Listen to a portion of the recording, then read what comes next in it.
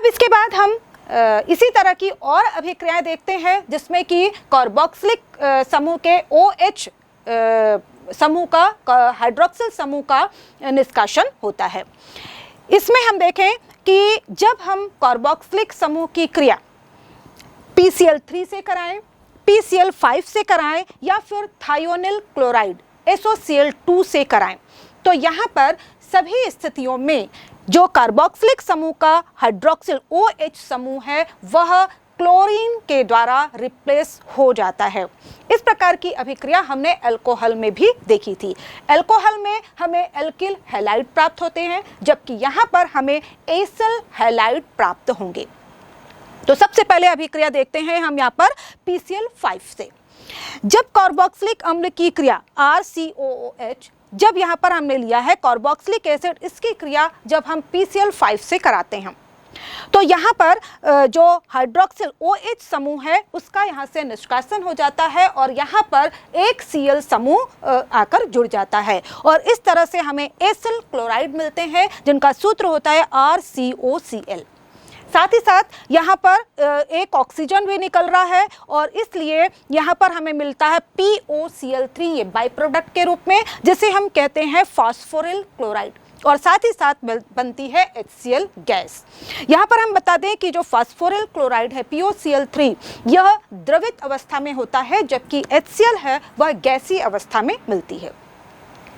इसी तरह जब हम कार्बोक्सिलिक अम्ल की क्रिया PCl3 से कराते हैं तो उस स्थिति में यहाँ पर जो हाइड्रोक्सिल समूह है वो Cl के द्वारा प्रतिस्थापित होता है। यहाँ पर हम देखें कि जो PCl3 है उसमें 3 क्लोरीन है और इसलिए हमें यहाँ पर कार्बोक्सिलिक अम्लों के 3 यूनिट की आवश्यकता होती है।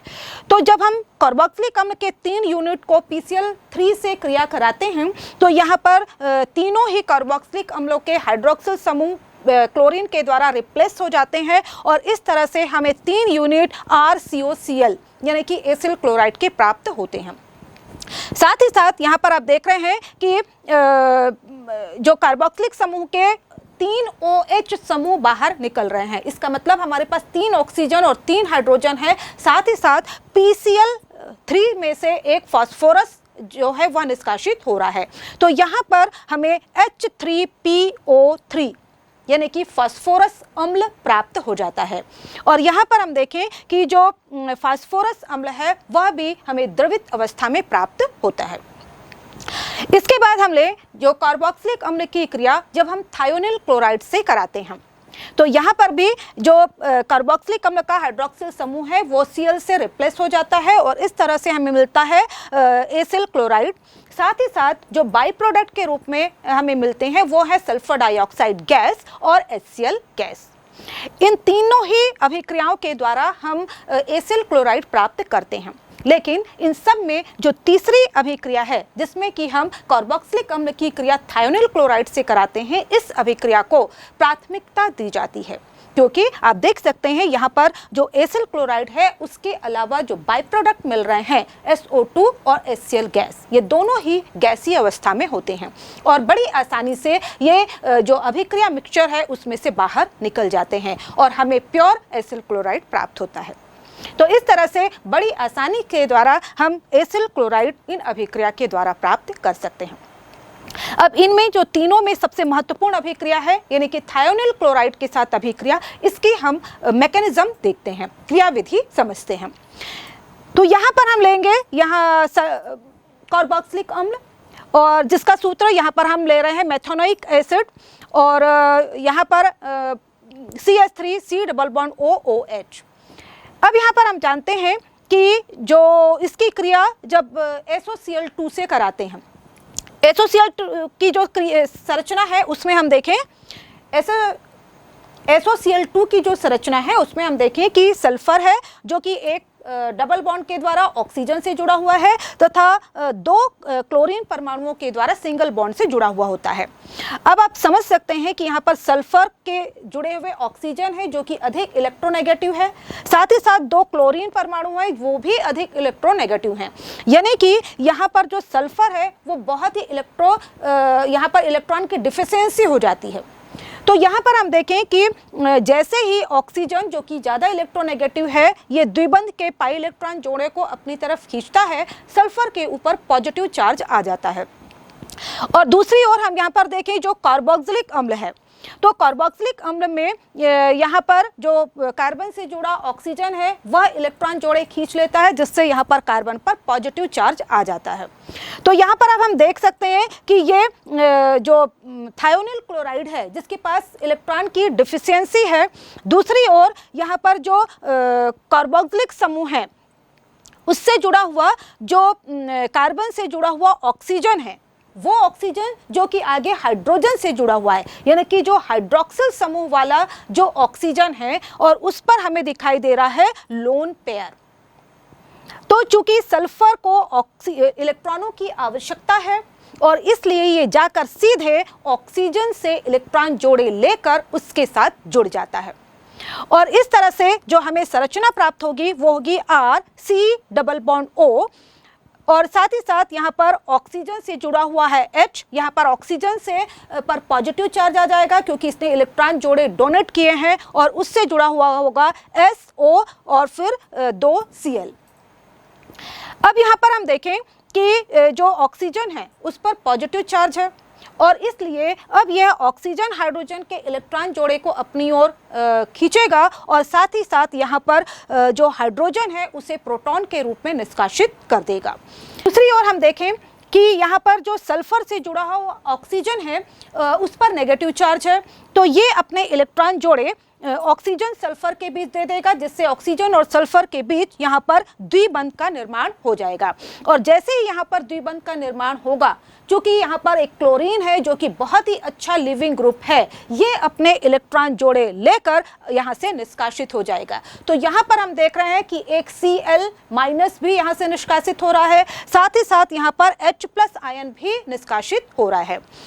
इनके निष्कासन के पश्चात जो हमें अब संरचना मिल रही है वो इस प्रकार से होगी R≡C≡O और यहाँ पर जो कार्बन है इससे जुड़ा हुआ होगा ऑक्सीजन, फिर उससे जुड़ा हुआ होगा सल्फर और जिससे जुड़ा हुआ होगा द्विबंध O और साथ ही साथ सल्फर से जुड़ा हुआ होगा यहाँ पर एक Cl समूह। अब यहाँ पर हम देखें कि जो कार्बन है उससे डबल बॉन्ड के द्वारा ये ऑक्सीजन जुड़ा हुआ है। ऑक्सीजन पहले यहाँ से द्विबंध के पाई इलेक्ट्रॉन जोड़े को अपनी ओर खींचता है और उसके बाद ये फिर से वहाँ पर बैक बॉन्डिंग करता है और उसके बाद यहाँ पर देखें कार्बन से जुड़ा हुआ जो ऑक्सीजन है या हम कहें पूरा जो S≡OCl समूह है वह अपने इलेक्ट्रॉन जोड़े लेकर पूरे का पूरा समूह यहाँ से निष्कासित हो जाता है। और जैसे ही चूंकि ये कार्बन ऑक्सीजन के इलेक्ट्रॉन जोड़े को ऑक्सीजन अपनी तरफ लेकर गया है, इसलिए ऑक्सीजन पर आ जाएगा यहाँ पर नेगेटिव चार्ज, जबकि कार्बन पर आ जाएगा यहाँ पर पॉजिटिव चार्ज। तो इस तरह से यहाँ पर हम देखें कि दो यहाँ पर संरचना हमें मिल रही है। एक तरफ मिल रहा है R≡C≡O जिस पर है पॉजिटिव चार्ज और दूसरी तरफ हमारे पास है S जिससे जुड़े हुए हैं 2 ऑक्सीजन तथा Cl जिसमें कि ऑक्सीजन पर है नेगेटिव चार्ज। इसके पहले स्टेप में हमने देखा है कि हमने एक H+ आयन और एक Cl- का यहाँ से निष्कासन किया है।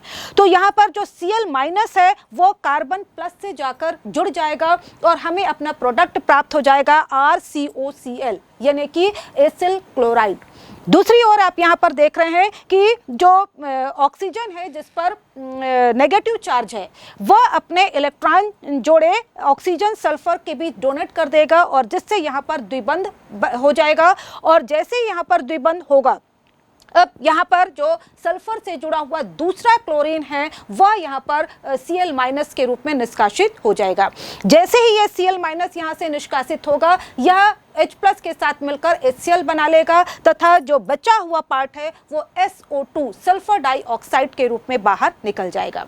तो इस तरह से हम समझ सकते हैं कि कैसे कार्बोक्सिलिक अम्ल की क्रिया जब हम थायोनिल क्लोराइड से कराते हैं तो एसिल क्लोराइड तो बनता ही है, साथ ही साथ बनते हैं सल्फर डाइऑक्साइड गैस तथा HCl गैस। इसके बाद हम एक और महत्वपूर्ण अभिक्रिया जानने वाले हैं और यह है कार्बोक्सिलिक अम्लों की अमोनिया से होने वाली क्रिया।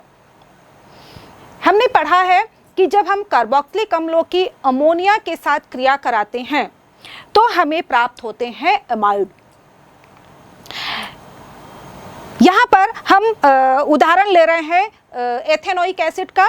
जैसे यहाँ पर हमने लिया है CH3COOH और जब हम इसकी क्रिया कराते हैं अमोनिया NH3 से, और जब हम यहाँ पर अमोनिया के साथ क्रिया कराते हैं तो पहले तो कार्बोक्सिलिक अम्ल और अमोनिया दोनों मिलकर एक योगात्मक साल्ट का निर्माण करते हैं, और यहाँ पर इसकी जो सूत्र हो जाएगा वो होगा CH3C++O NH4+ यहाँ पर। और इस तरह से जो संरचना बन रही है उसे हम कहते हैं अमोनियम एसीटेट।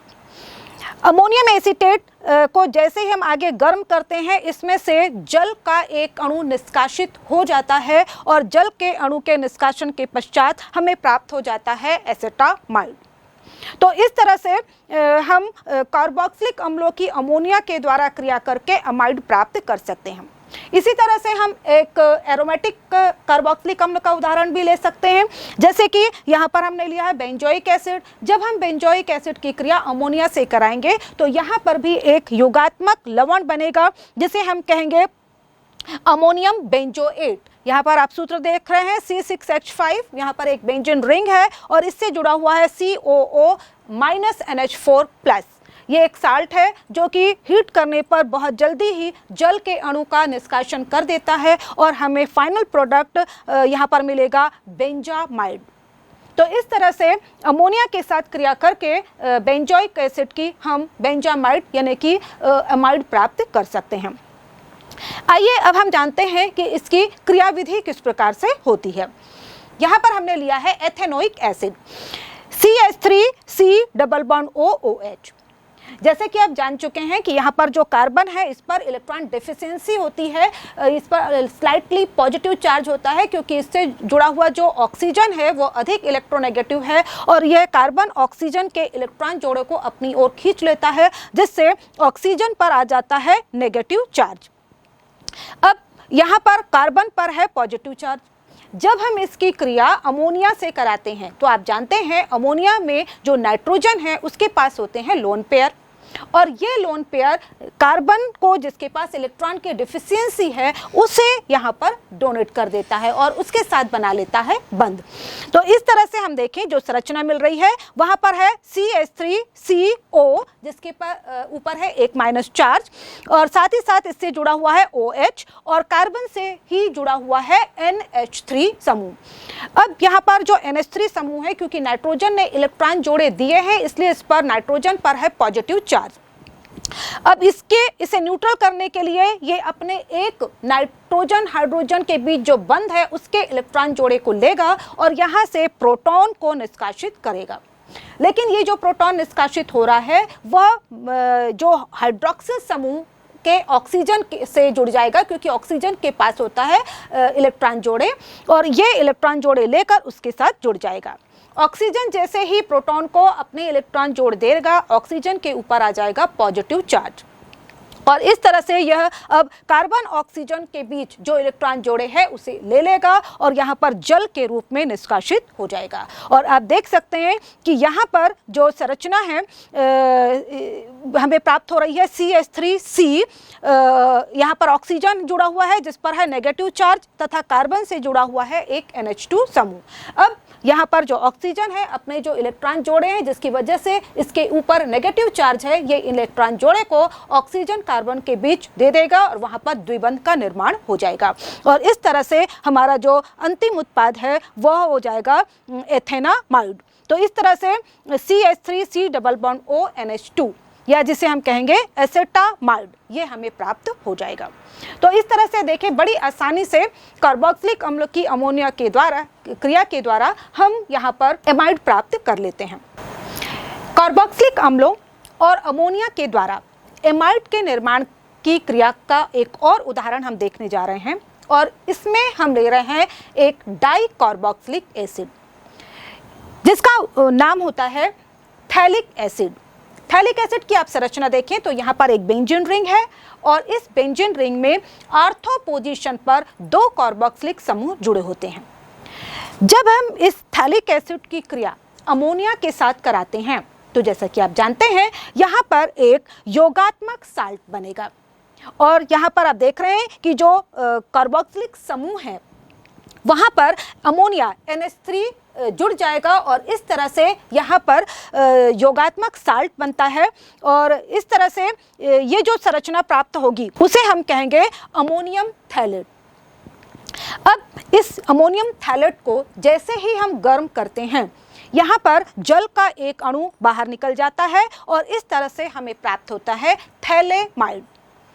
अब ये जो थैलेमाइड है, जब हम इसको और ज़्यादा उच्च ताप पर गर्म करते हैं तो यहाँ पर जो दोनों एमाइड समूह NH2 समूह हैं उनके बीच में से एक अमोनिया यानी कि NH3 समूह निष्कासित हो जाता है और इस तरह से जो हमें संरचना प्राप्त होती है उसे कहा जाता है थैलीमाइड।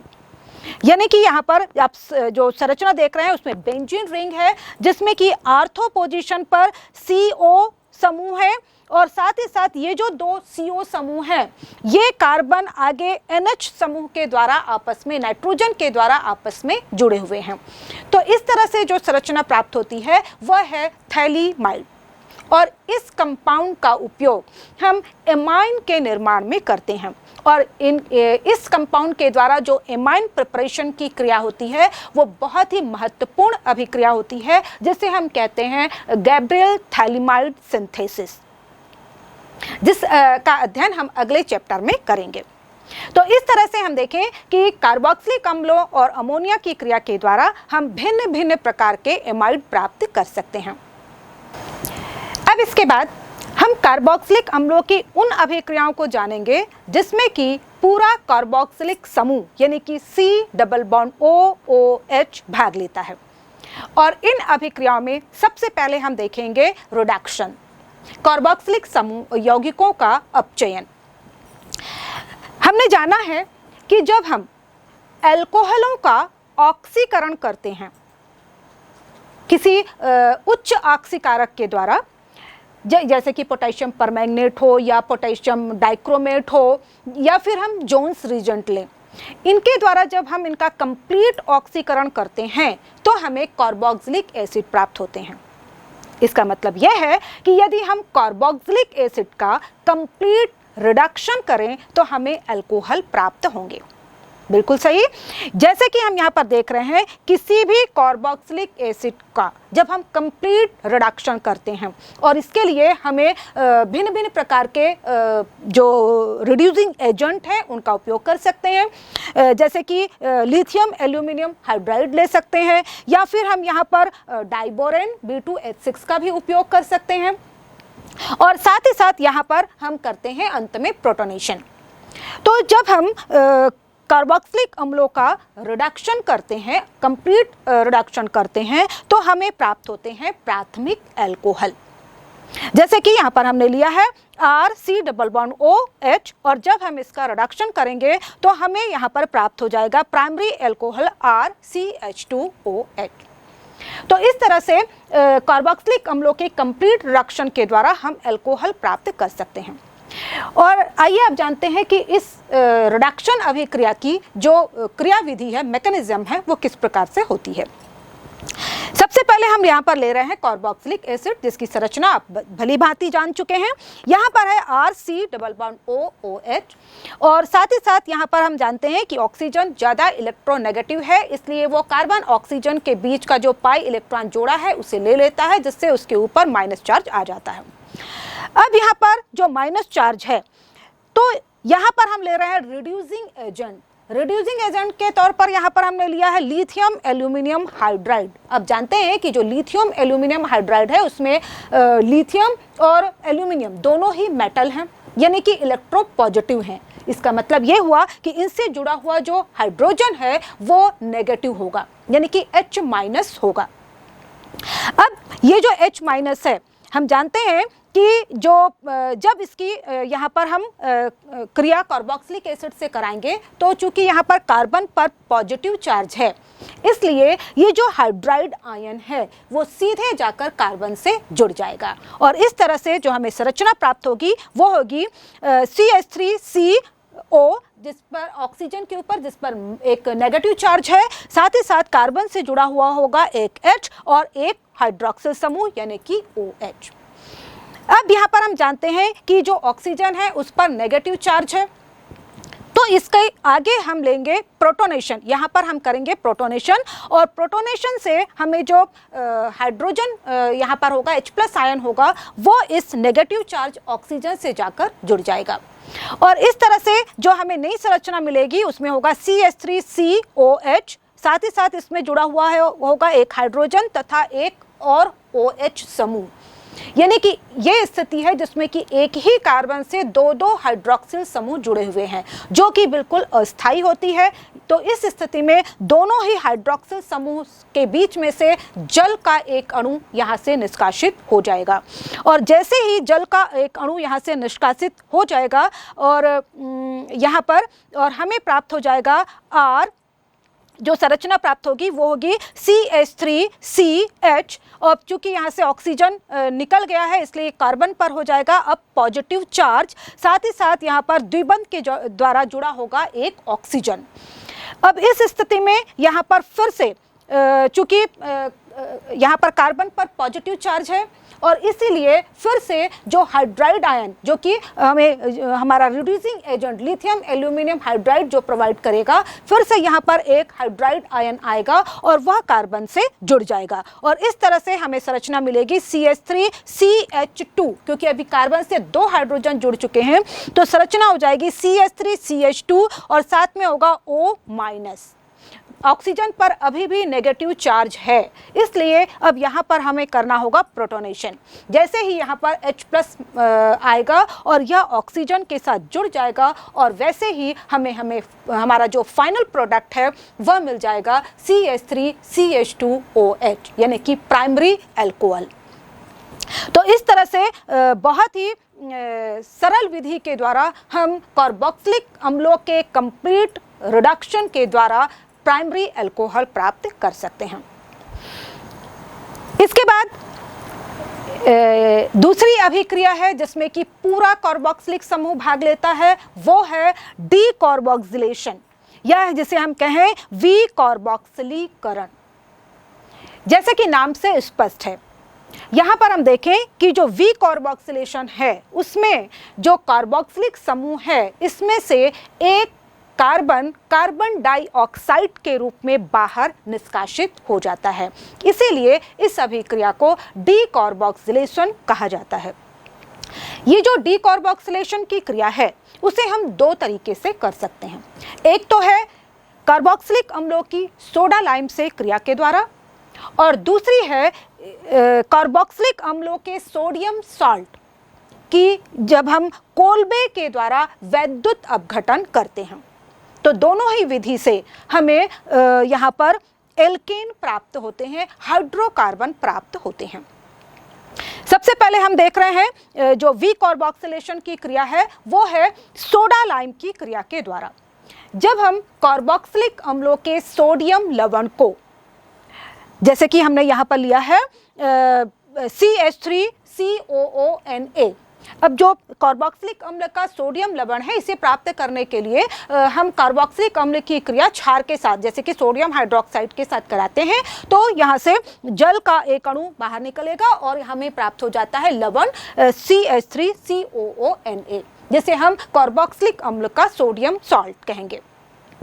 तो जब इस कार्बोक्सिलिक अम्ल के सोडियम सॉल्ट की क्रिया हम सोडा लाइम से कराते हैं, यहाँ पर हम बता दें कि जो सोडा लाइम है एक रिएजेंट है जिसमें कि सोडा का मतलब है सोडियम हाइड्रोक्साइड NaOH तथा लाइम से मतलब है कैल्शियम ऑक्साइड यानी कि चूना।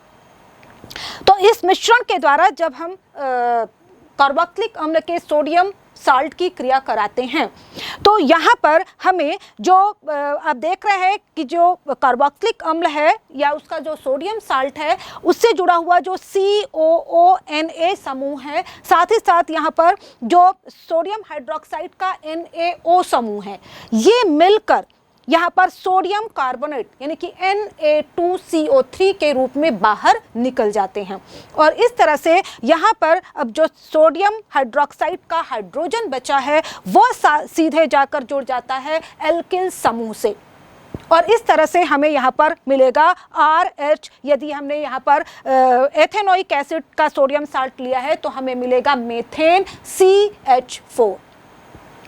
यहाँ पर आप देख सकते हैं कि ये जो हमें मेथेन मिला है उसमें एक ही कार्बन है, जबकि हमने जो कार्बोक्सिलिक अम्ल का सोडियम साल्ट लिया था उसमें 2 कार्बन थे। इसका मतलब यह है कि यहाँ पर एक कार्बन की कमी आ रही है, क्योंकि हमने पहले ही कहा है यहाँ पर जो एक कार्बन होता है वो कार्बन डाइऑक्साइड के रूप में निष्कासित हो जाता है। तो इस तरह से जब हम यहाँ पर डीकार्बोक्सिलेशन करते हैं सोडा लाइम के द्वारा, तो हमें कार्बोक्सिलिक अम्लों में उपस्थित कार्बन से एक कम कार्बन वाले हाइड्रोकार्बन मिलते हैं।